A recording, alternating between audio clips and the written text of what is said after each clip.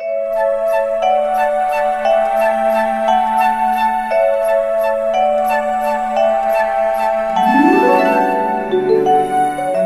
everybody, back once again with a personal story. I'm finally going to keep to the promise of doing once a week. Hope you all had a good weekend and didn't do anything to reduce your brain cell count at all. I know I didn't. Well, I actually didn't. I just went on this little walk with the small yellow dog, and that was good.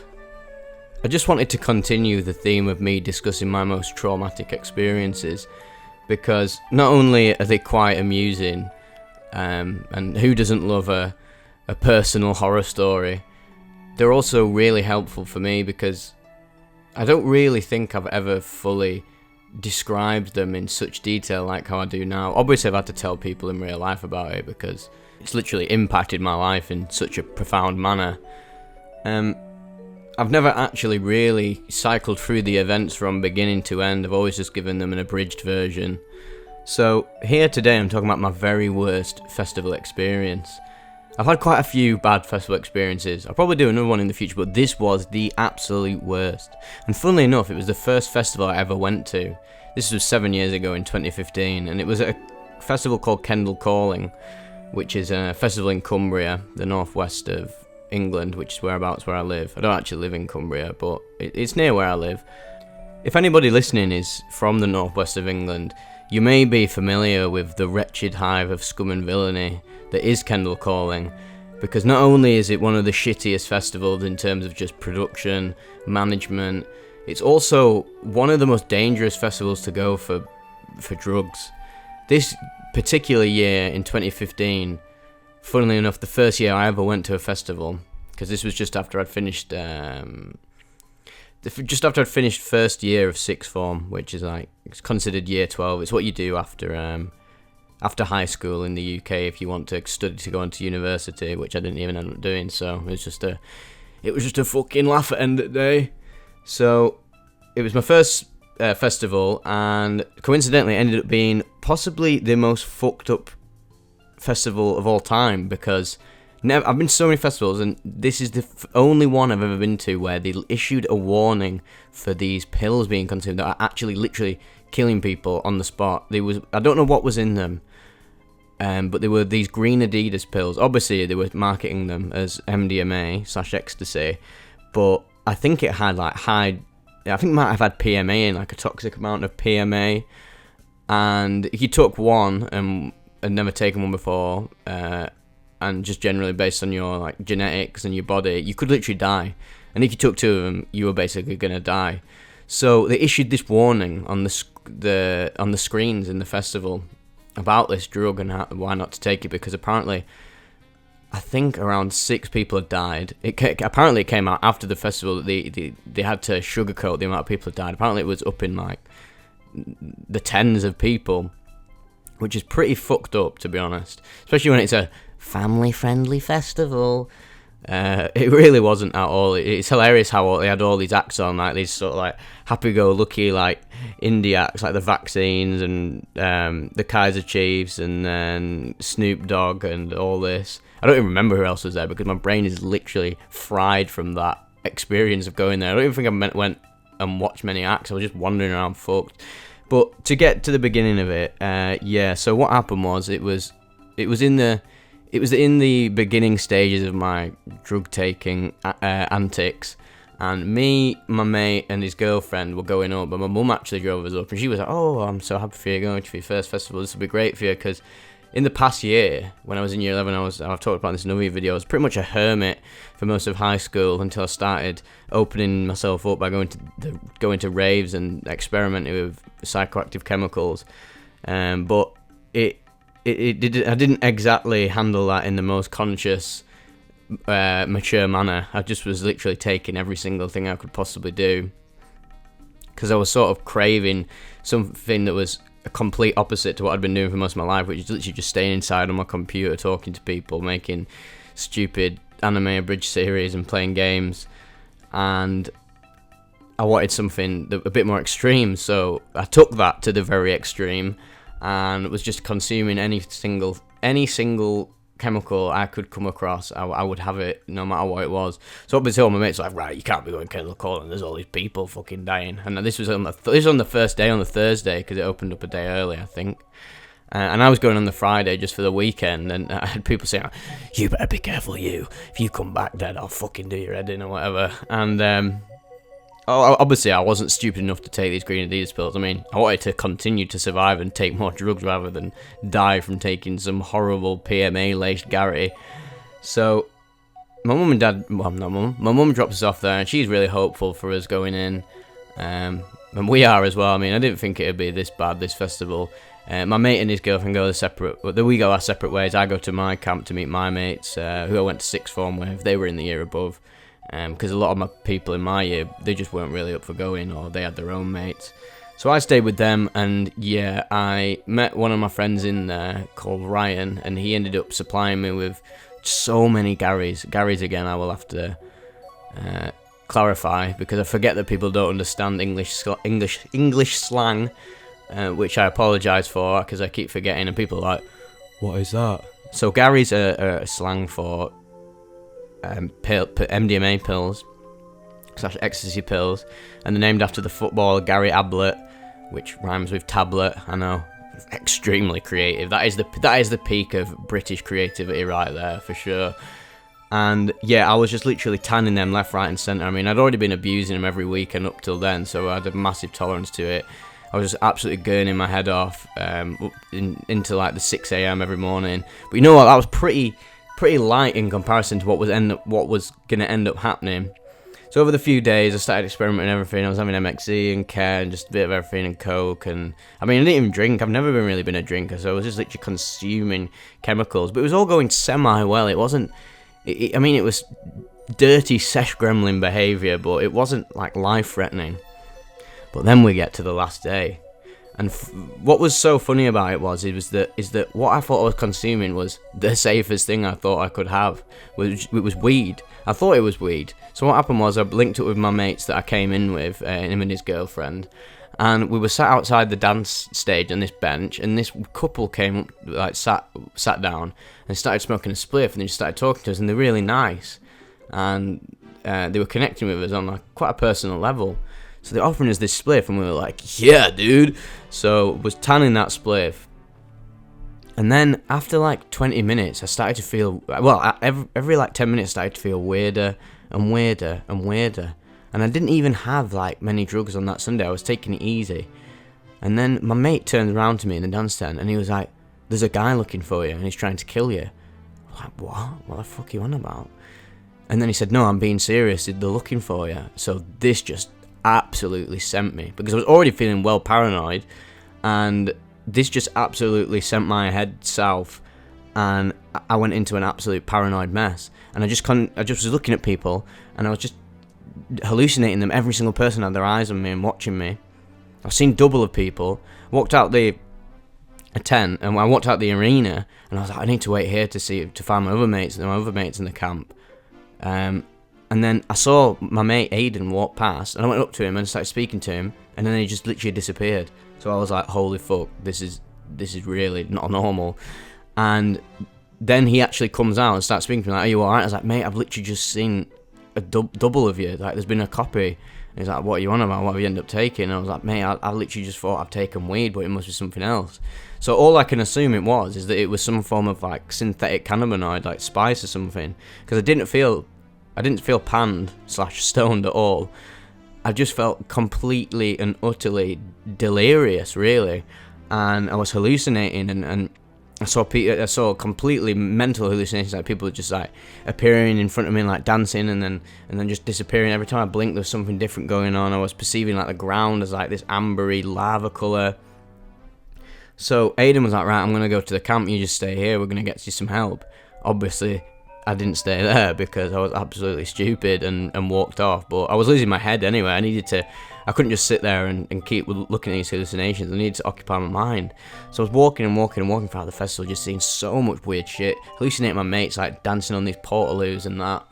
And it wasn't even real. And then these two lads who, this was the beginning of our friendship. It's an amazing friendship that we have. These were mates of my mate Phoebe, who was one of the girls in the camp with us.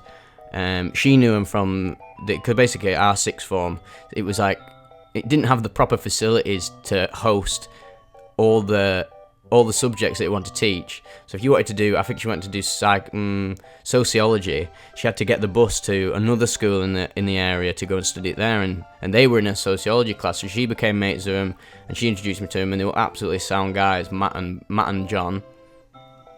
And they found me just wandering about, like, oh, it's that Vivec that Phoebe introduced us. Should we go and see him? And then I was just telling them, like, lads, I'm fucking tripping my bean off. I'm not going to lie to you. So they were like, all right, we need to look after this guy. And they were like, we'll just walk with him for a bit, see how he is. And then apparently I was just skitting out all the time. Like, I turn around to someone, like, that guy's got a gun in his pocket. And they're like, nah, mate, it's not. It literally isn't. There's no one even there. And then it got to a point where I was just hallucinating so much and so paranoid that, right, we actually do need to get the security or just some first aid. So the security people came over and they were talking to me, and I just kept, I wasn't resisting it at all. I was literally just saying to them, like, I actually don't trust you. I can see that you've got I can see you've got a taser in your pocket. And said to me, like, no, completely fine. We're going to come and help you. And they rang one of these like buggies to come and pick me up to take me to the first aid tent or the welfare tent. And Matt and John were with me the whole time while they were getting me into the buggy or convincing me to get into the buggy, because I thought they were taking me to the depths of hell.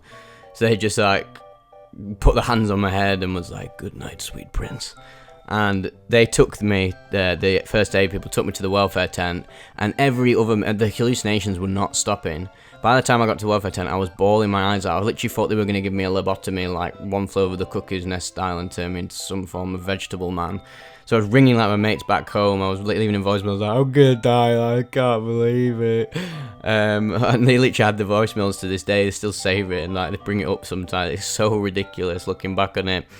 And but what I was perceiving, it was literally like some fucking Jacob's Ladder shit, like that scene where they're injecting him, and they've got like no eyes, and they're putting all these weird psychoactive chemicals into his body, this whole cocktail of shit.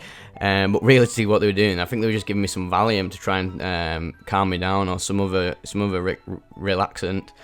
And the whole time before that, I was literally just riding around in agony, just like, don't lobotomize me, I need my brain, give me it back, and all this shit. But after that, I felt alright, but I was still hallucinating, and this was like the morning of the Monday to go home. And I hadn't slept or anything. I'd just been fucked the whole weekend, and my phone was dead.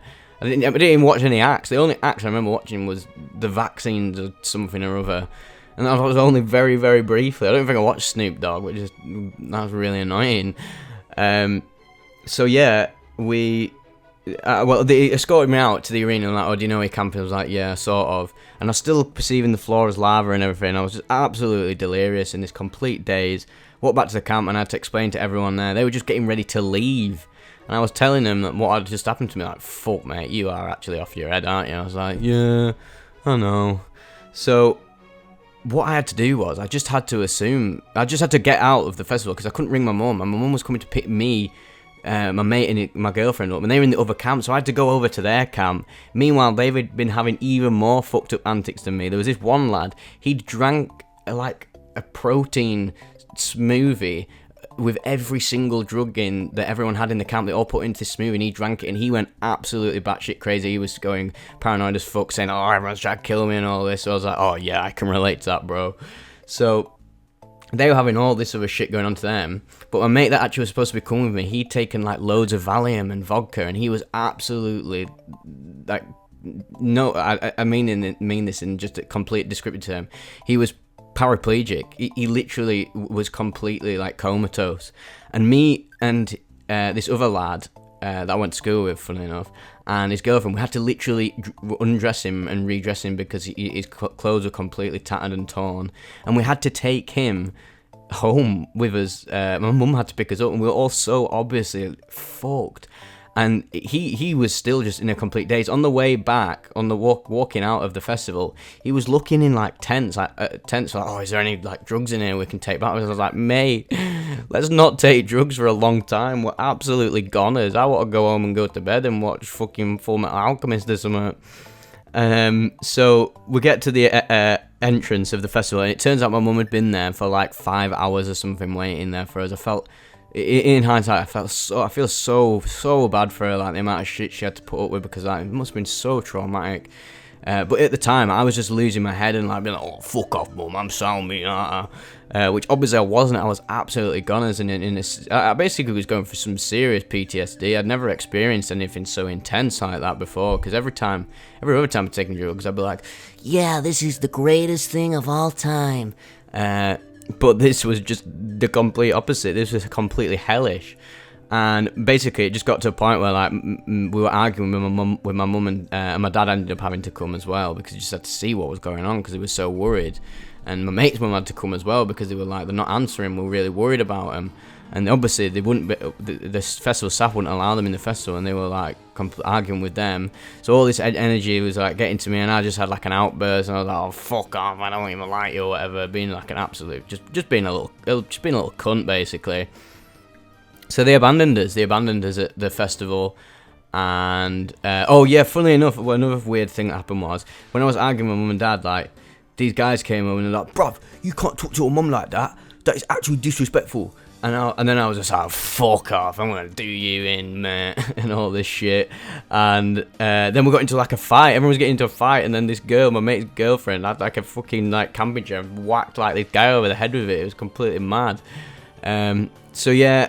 Basically what happened was we had to get a taxi to the train station in the town near where the festival was, and they just got a train back to where they lived, and I was just sat there like, I literally can't get a train to where I live. It's ages away from where I live. So I had to, my mum and dad ended up having to actually come and pick me up, and apparently I was just stood like on the side of the road, absolutely zonked. I don't remember any of the car ride home, but apparently I tried opening the door to try and jump out, which is just fucked up thinking about. So I get back home, and apparently for that whole week was just a complete daze after going to Kendall calling. Apparently my mum was like, I actually just turned into like a complete infant. I was like, I can't sleep by myself. I'm having like hallucinations and nightmares, tremors, sleep paralysis, every single thing you can think of. And I was pissing the bed and shit. It was absolutely awful, really. And my mum and dad were close to like booking me in for a psychiatrist, but after that week, I started settling down, I started coming back to normal, and to be honest, most of it was such a daze that, thinking back on it now, it barely even feels real. It barely even feels like it happened, but obviously, I talk about it a lot with my parents. Me and my parents have a beautiful relationship now, but back then, obviously, I was just doing so much stupid shit and putting them through all this stress and suffering, and I regret it so much. But it all led me to where I am today, really, because all of these bad experiences, they all coalesce in the end, and you learn something from them. And to be honest, if I never had all these shitty, fucked up experiences, I would have never started doing YouTube again and revolving it around psychedelics and drugs and just educating people on drug safety.